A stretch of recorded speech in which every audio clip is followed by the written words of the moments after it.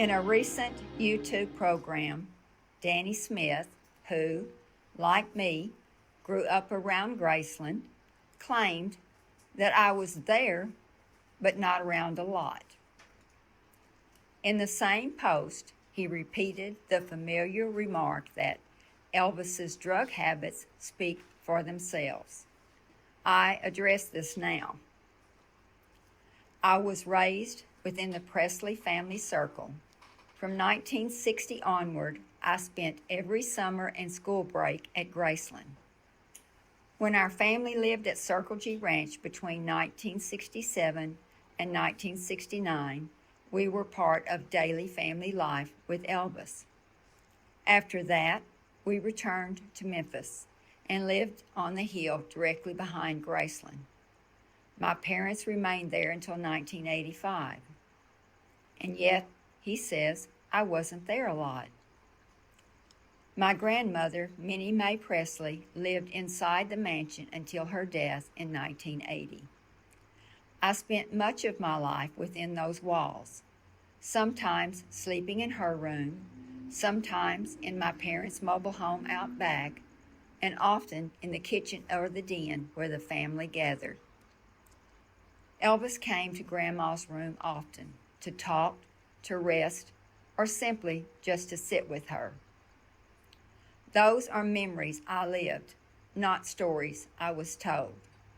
Graceland wasn't a workplace to me, it was home.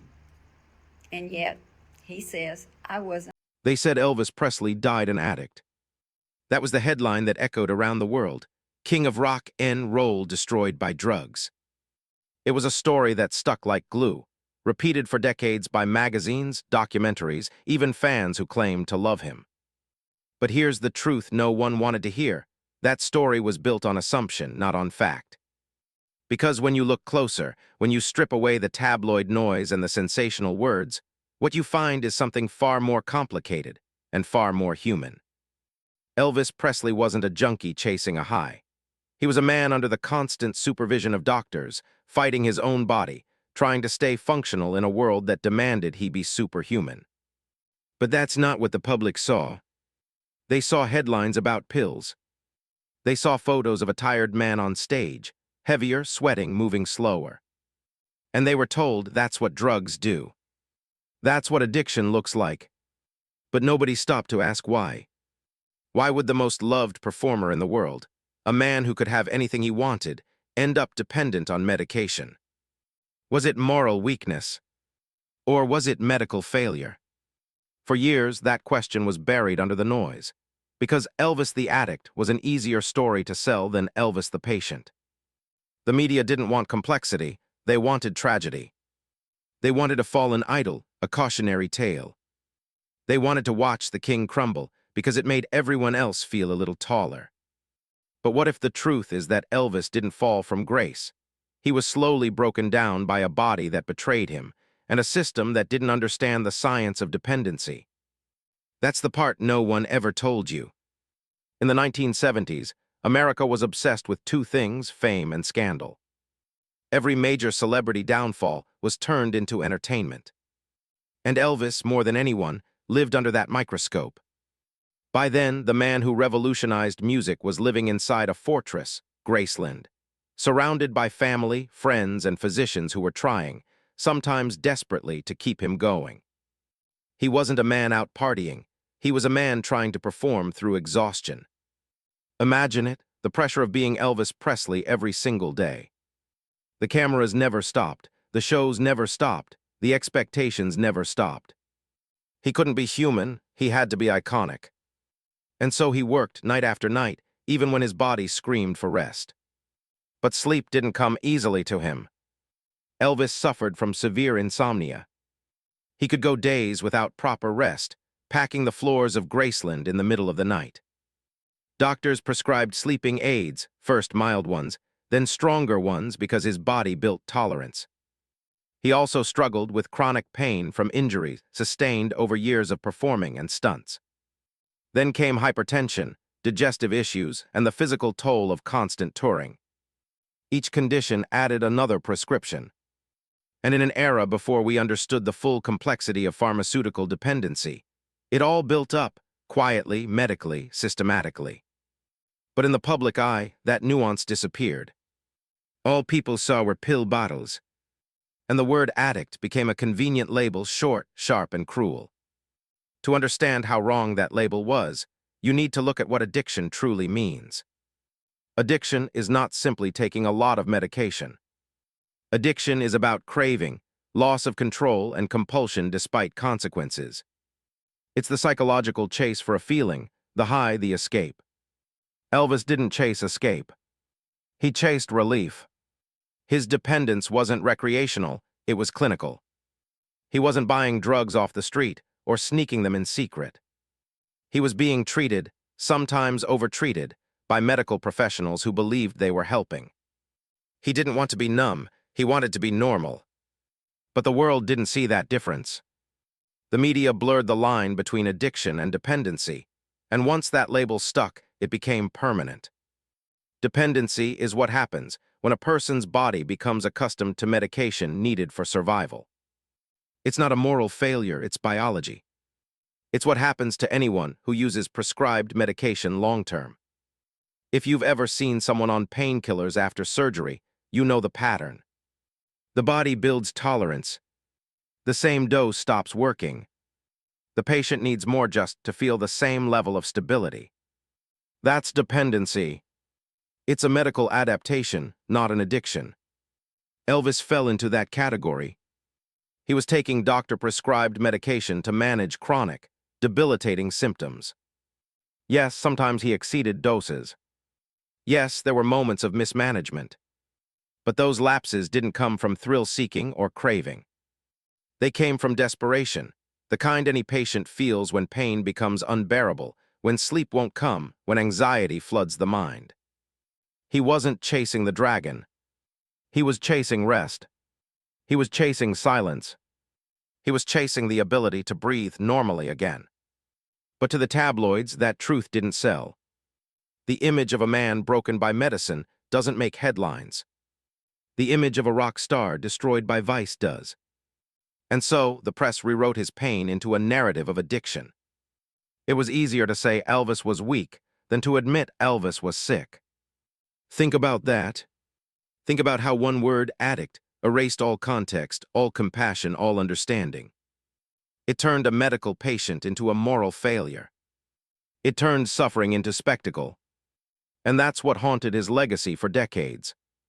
There's a moment that people close to Elvis often remember, one that says more about who he really was than any headline ever could. Late at night, long after most of the house had gone to sleep, Elvis would visit his grandmother's room. He'd sit quietly, sometimes talking, sometimes not saying a word. He wasn't high, he wasn't lost, he was tired. Tired in a way that only someone living under constant pressure could understand. Those moments weren't the signs of an addict. They were the signs of a man trying to find peace in a world that refused to give it to him. Donna Presley, who lived through those years, said it best. Graceland wasn't a workplace, it was home. Those weren't the words of someone defending a myth. They were the words of someone describing a man they knew, not a caricature the media created. But the myth had already taken root. And like every great myth, it grew each time someone repeated it without question. The cameras caught every stumble, every off night, every bloated face, and turned them into evidence. They didn't see the years of touring that destroyed his sleep cycle. They didn't see the medication lists, signed by doctors for hypertension, digestive pain, insomnia, and exhaustion. They didn't see the chart that showed prescribed use, not abuse. They didn't see the context, because context doesn't sell. The more you study Elvis's life, the more you realize how tragic the misunderstanding was. He was a man who gave everything, body, soul, and health, to his art. Every night on stage was a war between pain and perfection. He knew what fans expected, the energy, the charisma, the fire. So he pushed himself beyond human limits. And when his body started breaking down, the same system that made him famous treated him like a product that needed maintenance, not a person who needed care. Doctors didn't see a man exhausted by fame. They saw a celebrity who needed to be kept performing. So they managed his symptoms, not his suffering. They kept him functional, not healed. And in doing so, they created the illusion that Elvis was complicit in his own decline. He was. He trusted authority. He trusted medicine. He trusted that the people who were supposed to help him would. But they didn't understand the kind of dependency they were creating. They didn't see how his medications were interacting, how his tolerance was escalating. And when the inevitable collapse came, they stood back, shocked, as if it were unpredictable. But it wasn't unpredictable. It was preventable. There's something deeply human about Elvis's struggle. Because it's not just a story about fame, it's a story about misunderstanding. It's about how easily the world confuses suffering for sin, and how quickly compassion gets replaced by judgment. When we call someone an addict without understanding the science, we strip away their humanity. And that's what happened to Elvis. He became a symbol of excess, when in truth, he was a victim of an era that didn't understand dependency. It's almost poetic. The man who gave voice to so many people's emotions died, misunderstood himself. But now, decades later, the evidence is undeniable. Modern psychiatry recognizes that medical dependency and addiction are not the same. Elvis's pattern of medication use, under doctor supervision, tied to physical illness without compulsive craving, fits the definition of dependency, not addiction. He wasn't a man chasing pleasure. He was a patient chasing peace. And that distinction matters because it changes the entire narrative of who he was. The lie that haunted Elvis didn't just damage his reputation. It hurt his family. For years, those closest to him, like Donna Presley, carried the burden of correcting the record. They watched as strangers, journalists, and opportunists twisted his medical history into gossip. They listened to people who weren't even there, claimed to know what really happened. And through it all, they stayed silent, until finally they couldn't anymore. Donna's recent statements didn't come from anger. They came from love, from the exhaustion of seeing her uncle's humanity reduced to a punchline. And when she spoke about the difference between addiction and medical dependency, she didn't just defend Elvis, she defended truth itself. Because truth matters. Words matter. And in Elvis's case, the wrong word addict became a curse that erased decades of love, struggle, and effort. But now we get to look again. Now we get to rewrite what really happened. Elvis wasn't destroyed by drugs. He was destroyed by misunderstanding. He wasn't a moral failure. He was a medical one. He didn't chase chaos. He chased calm. And maybe that's what makes this story so tragic and so necessary. Because it forces us to confront how we treat pain, fame, and humanity. It forces us to ask how many more people have been buried under false labels, because the truth was too complicated to tell. The king's greatest tragedy wasn't that he died too soon. It's that he was never truly understood. He lived his life trying to meet the impossible expectations of millions, while quietly suffering under the weight of his own body. And in the end, the world mistook a cry for help for a sign of weakness. But Elvis Presley was not weak. He was human, deeply, painfully human. And maybe that's the real story we should have told all along. Because if you strip away the headlines, the scandals, the myths, what remains is a man who wanted peace. And the cruelest irony of all is that the only time the world let him rest was when he was gone. Behind the gossip, behind the headlines, there was always one truth hidden in plain sight. Elvis Presley was under constant medical supervision. Not secret drug runs, not reckless behavior, medical care. Yet somehow, that detail never made it into the headlines. Because when a story needs a villain, nobody wants to hear about doctors, lab reports, or clinical definitions. They just want a name to blame. And in the case of Elvis, the finger pointed at the patient, not the system. Let's start with the facts. By the early 1970s, Elvis's health had begun to spiral, but not because of drugs. He was fighting a body that could no longer keep up with the life it was forced to live. Insomnia, hypertension, chronic pain, glaucoma, digestive disorders. The list was long, and each condition came with prescriptions. pills to sleep, pills to wake, pills to calm the nerves, pills to lower blood pressure. All of them legal, all of them prescribed, all of them intended to help. But over time, something invisible began to happen, the same thing that happens to millions of patients today. The body adjusted, the medications lost their potency. To function, Elvis had to take more of what once worked. His body wasn't chasing euphoria, it was chasing normalcy. That's how tolerance and dependency are born. And it's not something that only happens to rock stars. It happens to soldiers with chronic pain. It happens to cancer patients on morphine. It happens to insomniacs prescribed sleep aids for years. Dependency doesn't mean you want the drug. It means your body now needs it to maintain balance. But back then, that distinction didn't exist.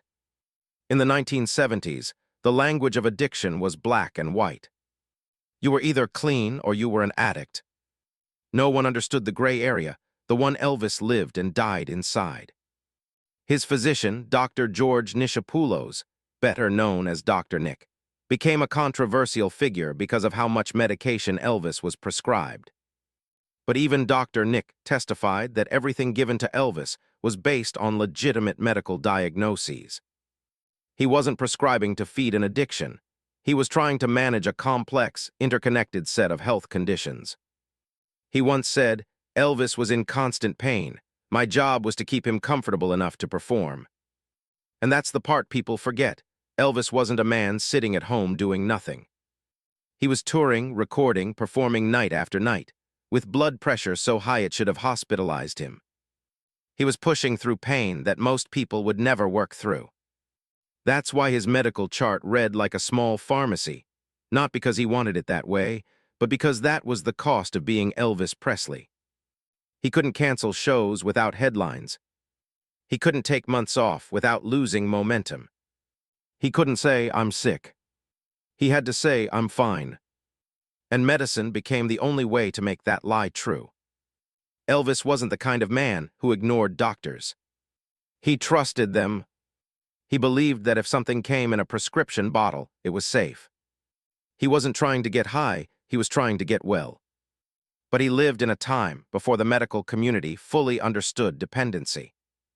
In those days, patients weren't warned that long-term use could change their biology. They weren't told that dependency could look like addiction, even when it was. And when tolerance built, the solution was almost always the same: increase the dose. When the sedative stopped working, they'd add another. When the pain medication lost effect, they'd rotate the prescription. Every adjustment came with good intentions. But stacked together, they created a cocktail of medications that no body could endure forever. If Elvis had lived in today's world, doctors would have labeled it differently. They'd have called it polypharmacy, the overprescription of multiple drugs to manage overlapping conditions. They'd have seen it as a systemic failure, not a personal one. But in 1977, when the news broke that multiple substances were found in his system, the story wrote itself. It didn't matter that each one had a prescription label. The headline didn't say, "Complex medical dependency." It said, "Elvis Presley dead from drugs." That's how the nuance vanished. A lifetime of medical records compressed into one cruel, misleading sentence. The irony is, Elvis's own life was filled with discipline. He was obsessed with routine. He loved structure. He was meticulous about his appearance, his meals, even his wardrobe. When he trained hard. When he rehearsed endlessly. This wasn't a man who lived recklessly. So imagine that man, so driven, so precise, being reduced to the word addict. It's an insult not just to his memory, but to his reality. Donna Presley once said that her cousin's habits were misunderstood because people saw the outcome, not the reasons. They saw the bottles, not the battles. They saw the fatigue, not the fight. And she was right. Because what most of the public doesn't realize is that Elvis's entire adult life was a fight against his own body. A war waged quietly, night after night. Let's talk about those nights. Inside Graceland, the lights didn't go out at midnight. Elvis's insomnia was so severe that his day often started when the world went to bed. He'd spend hours walking the halls, watching television, talking with friends, or going over set lists for upcoming shows. Doctors had prescribed sedatives to help him rest, but as tolerance built, he'd often be awake long after the pills should have taken effect. And that's when the vicious cycle began. More pills to sleep, stimulants to wake up the next day, painkillers to deal with the physical toll of performing, blood pressure medicine to manage hypertension caused by the stress of it all. Each one necessary in isolation, deadly in combination. But he didn't mix them recklessly.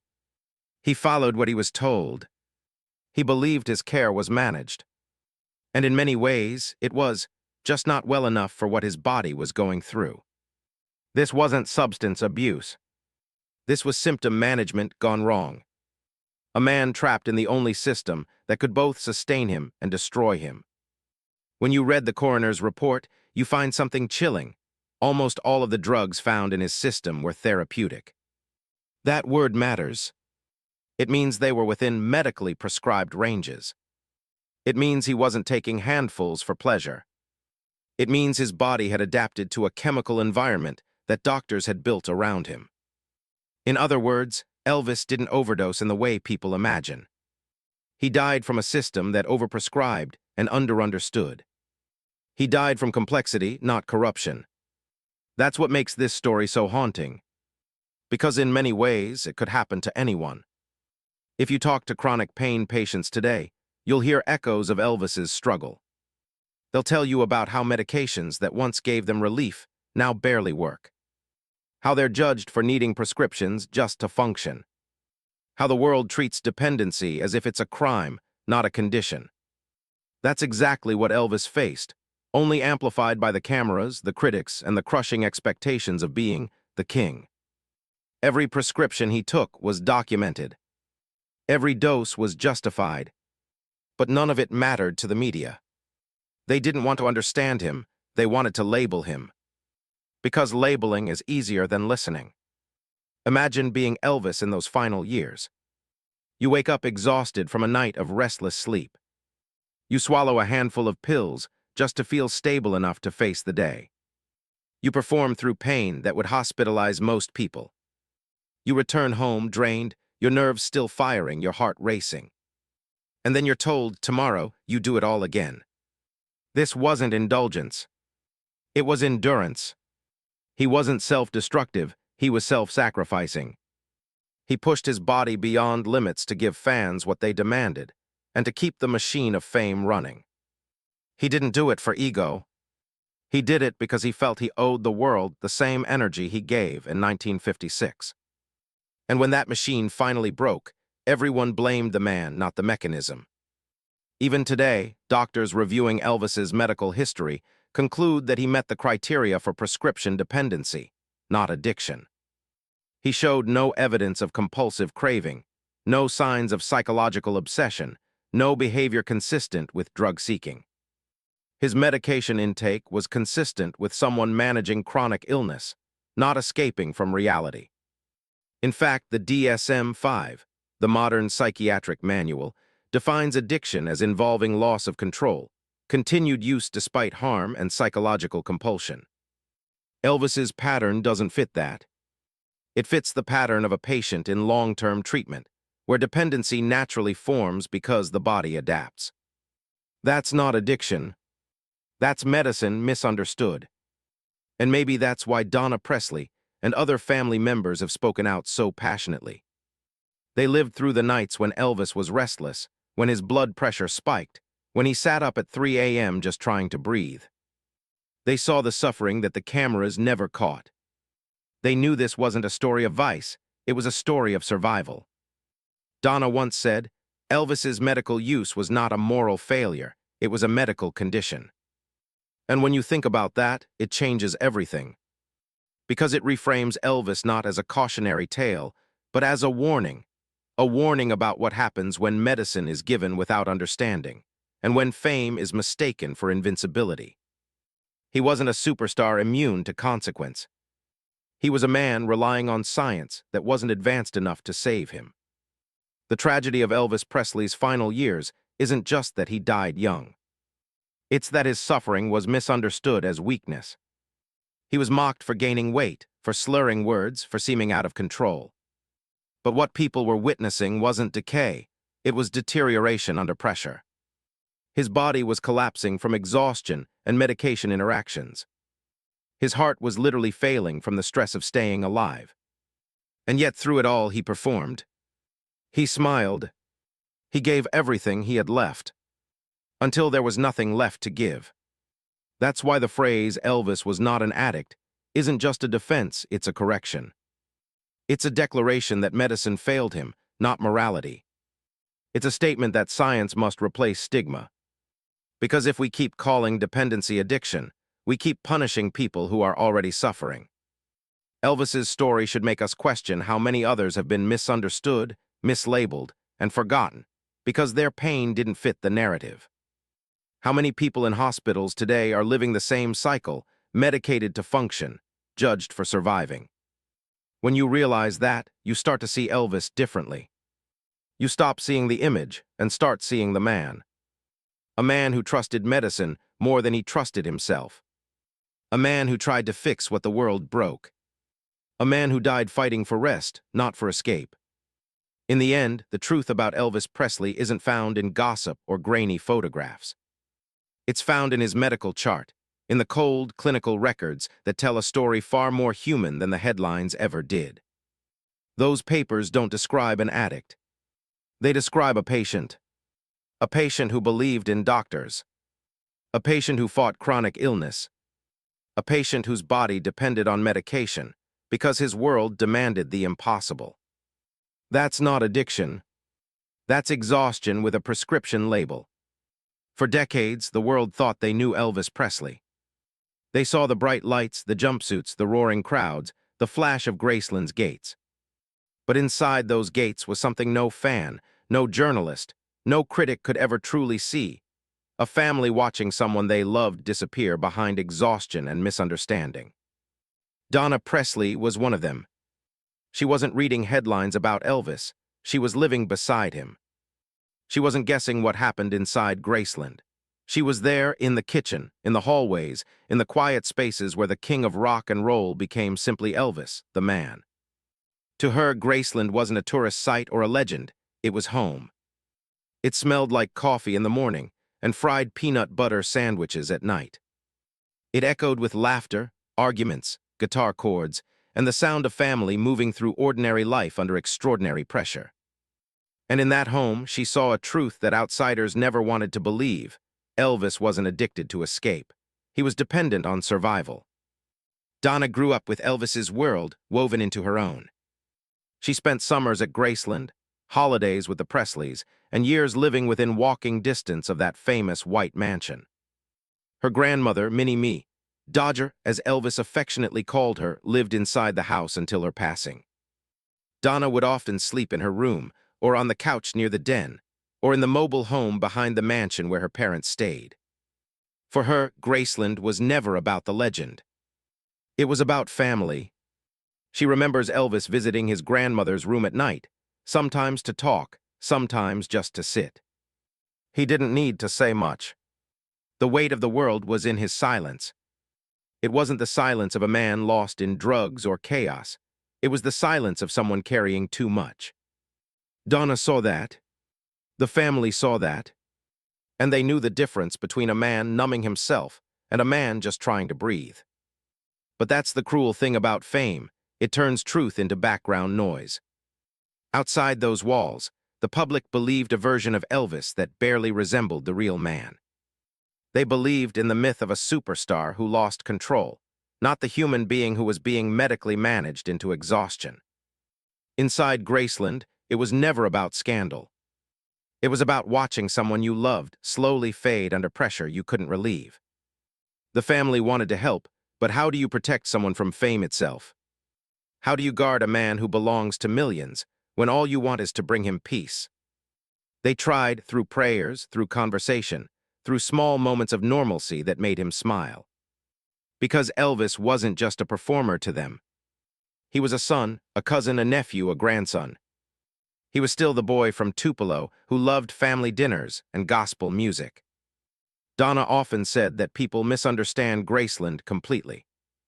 It wasn't some party mansion full of chaos and decadence. It was quiet most of the time. Private, warm, familiar. There were days when you'd find Elvis sitting in the den, laughing at TV reruns, surrounded by family, just being human. He wasn't unreachable, he was right there. But fame built walls higher than any fence could ever keep out.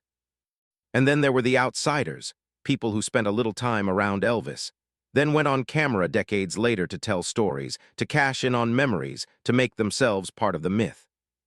That's what pushed Donna to speak out recently. Because after years of silence, she'd had enough of seeing falsehoods treated like facts.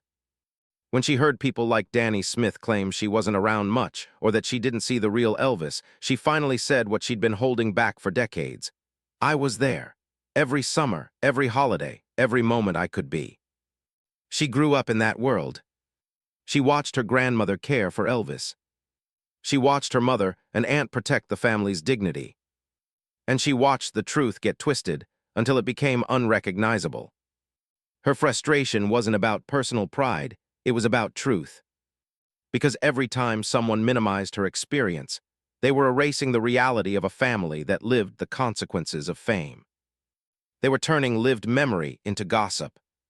And that's something Donna refused to let stand. When she addressed the accusations about Elvis's drug habits, her tone wasn't defensive, it was factual. She said it clearly, there's a difference between addiction and prescription-based dependency. And she's right. She didn't use those words as a shield. She used them as a scalpel, cutting through decades of misinformation. Elvis wasn't sneaking narcotics for pleasure. He was under continuous medical supervision for real, documented health issues. That's not a rumor, that's a record. Donna knew it because she saw it.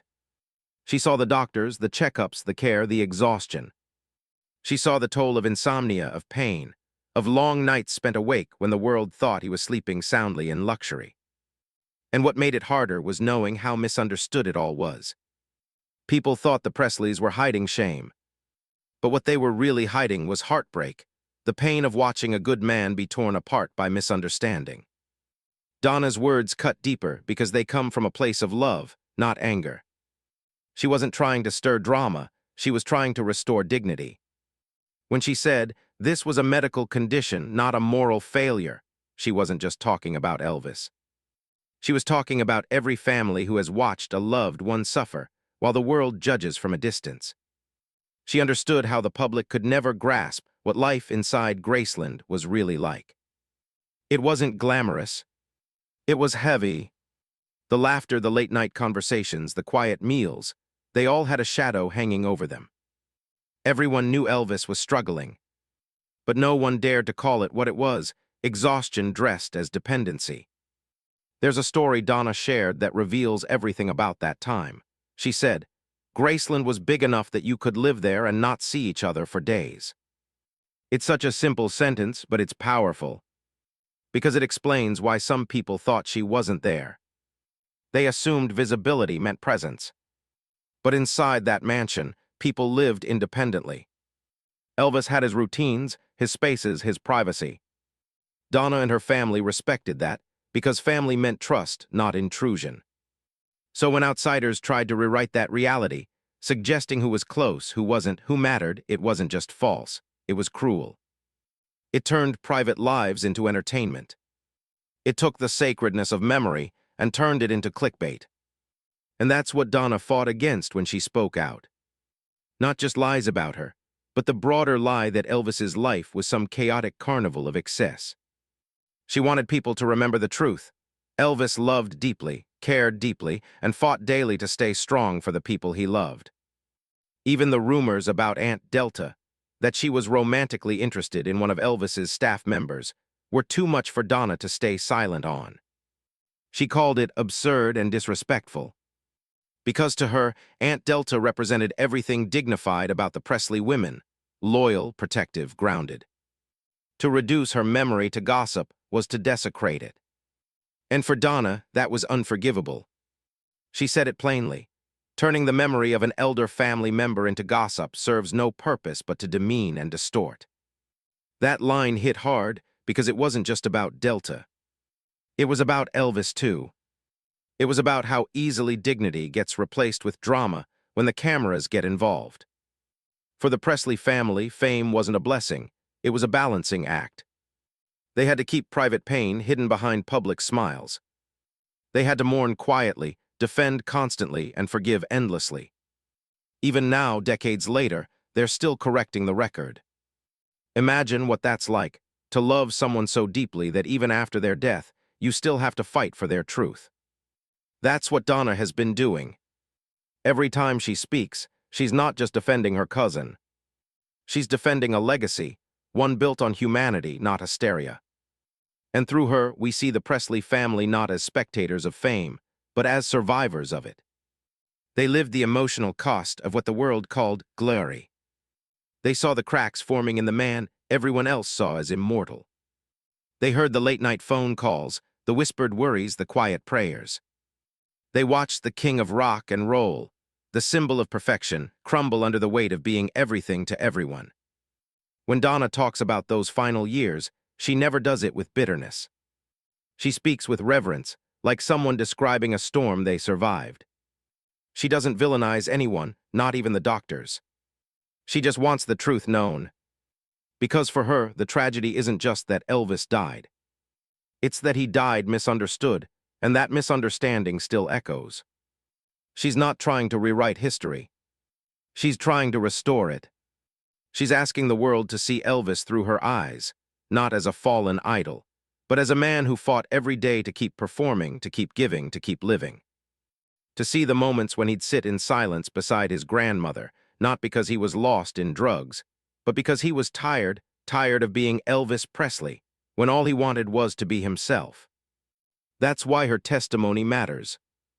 It's not sensational, it's not embellished. It's personal, real, and grounded in the one thing gossip never has: memory. Donna isn't speaking for attention, she's speaking for closure. For herself, for her family, for the man who could no longer defend himself. She's speaking for the nights when Graceland was quiet, and the only sound was Elvis's voice humming a hymn under his breath. For the mornings when he'd try to smile, to reassure everyone he was fine, even when his body was screaming otherwise. For the truth that never made the papers, that this was a family who loved fiercely, even when the world refused to understand. Because that's the real story of the Presley family. Not the myths, not the scandals, but the loyalty that endured through everything. They didn't always know how to help. They didn't always know what was coming. But they never stopped trying to protect him, even when protecting him meant staying quiet until now. And through Donna's voice, that silence finally breaks. It's not just a rebuttal, it's a reckoning. A reminder that the truth doesn't need volume, it just needs courage. Elvis didn't die alone in disgrace. He died surrounded by people who loved him, people who still love him, and who refused to let his story end in lies. They were there through the sleepless nights, through the exhaustion, through the pain the world mistook for self-destruction. They saw the man who fought to live, not the myth who fell apart. And now, through their words, the world can finally see it too. When people talk about Elvis Presley, they talk about the legend, the man who changed music, fashion, and pop culture forever. But what they rarely talk about is the human cost behind that legend. And that's the part of the story that still hurts the most. Because for all the fame, all the fortune, all the worship that surrounded him, Elvis never truly escaped one thing: misunderstanding. Even in death, the world misread his pain, his struggles, his silence. They called him an addict. They called him reckless. They said he was destroyed by his own excess. But the truth, the medical, emotional, human truth, tells a very different story. He wasn't destroyed by fame. He was dismantled by expectation. He wasn't consumed by addiction. He was consumed by misunderstanding. And the saddest part is that the very thing that made him immortal, the devotion of millions, also made it impossible for him to be seen clearly as a man. Elvis Presley's life is one of the greatest contradictions in modern history. He had everything the world tells us we should want: success, adoration, wealth, legacy. but he also carried an invisible burden that none of those things could fix. He was surrounded by people, but isolated by image. He was adored by strangers, but constantly fighting for privacy. He was praised for his voice, but never allowed to speak his truth. And in the end, that silence was fatal. Not just to his body, but to his legacy. Because when he died, the media didn't tell a story of compassion or context. They told a story of moral failure. They stripped away the complexity of chronic illness and replaced it with the simplicity of scandal. It made the news easier to sell, but it made the truth harder to find.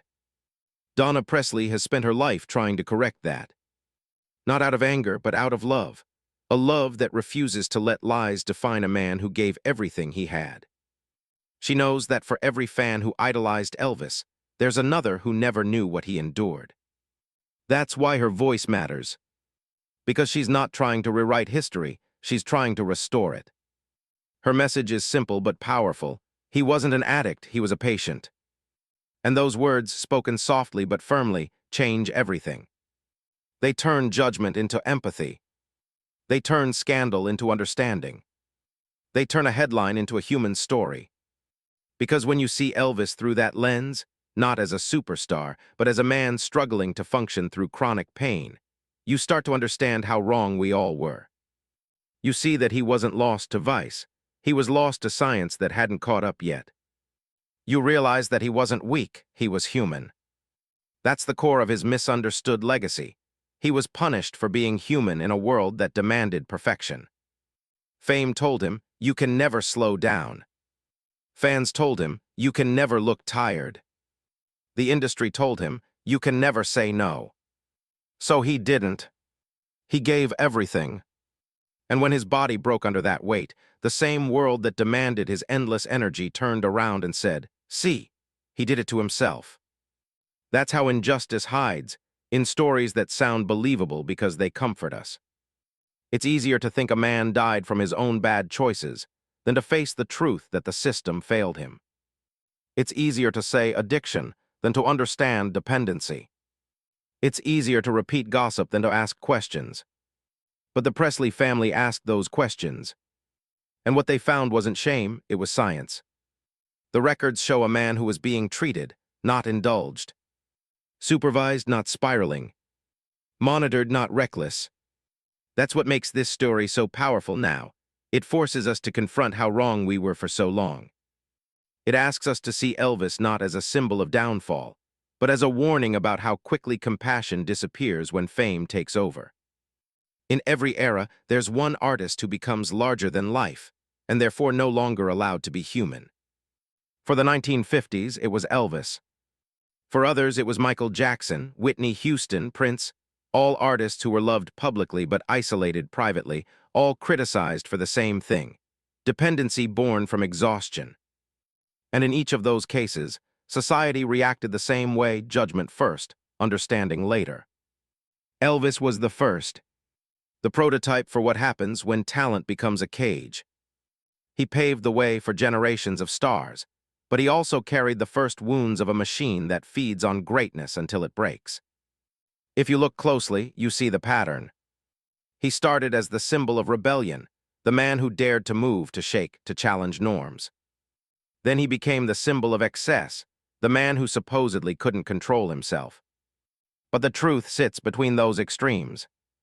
He wasn't a rebel or a ruin.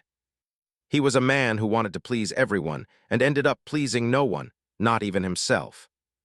That's what dependency looks like at its core, not recklessness, but desperation to keep going when your body says stop. The Presley family has always been careful about what they share publicly. They know how one wrong word can be twisted into a headline. That's why when Donna spoke, it mattered so much. Because she wasn't chasing fame, she was defending family. And when she described Elvis's final years, she didn't use pity. She used clarity.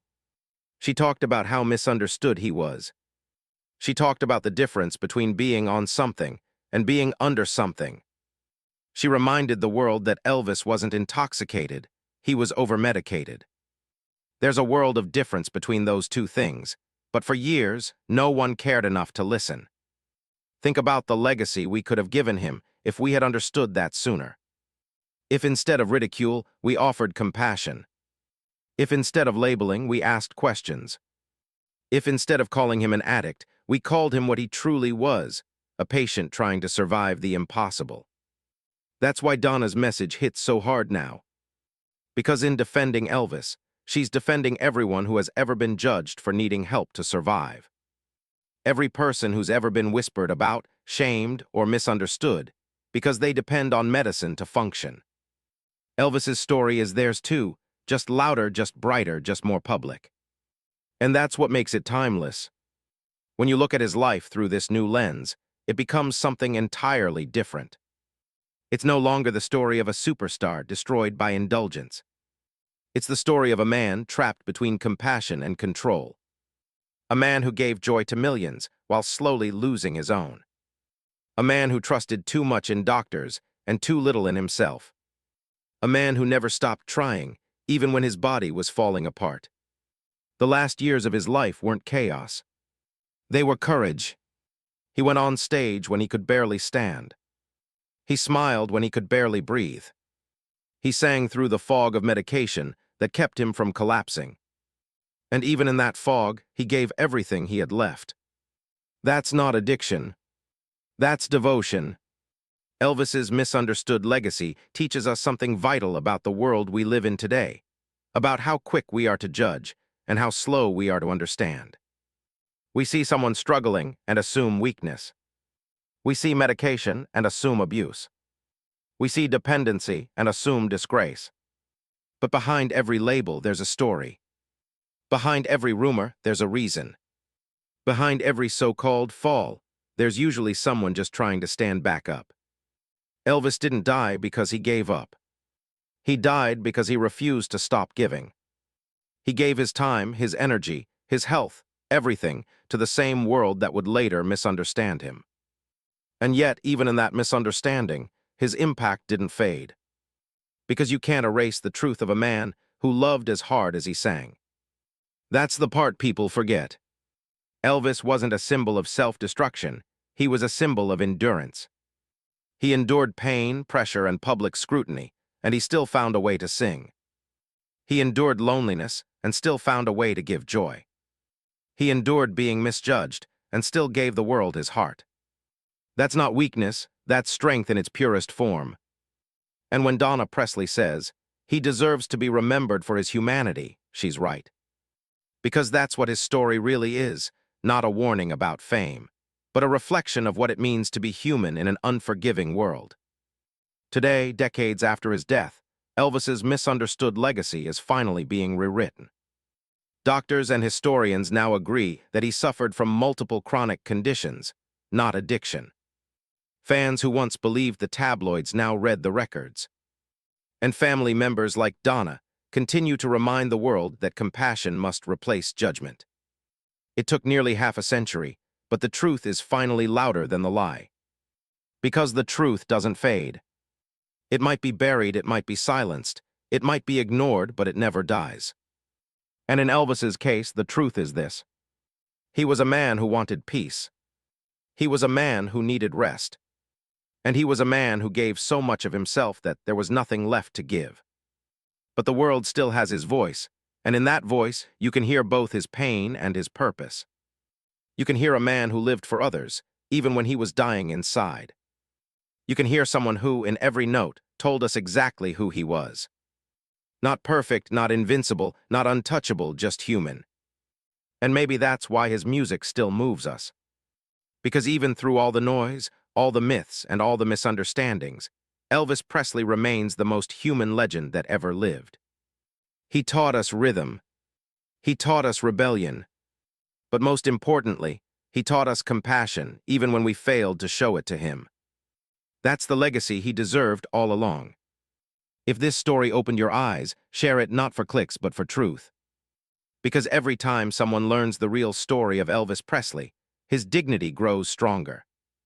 Like, comment, and subscribe to help keep his legacy human, where the king is remembered not for his fall, but for his fight.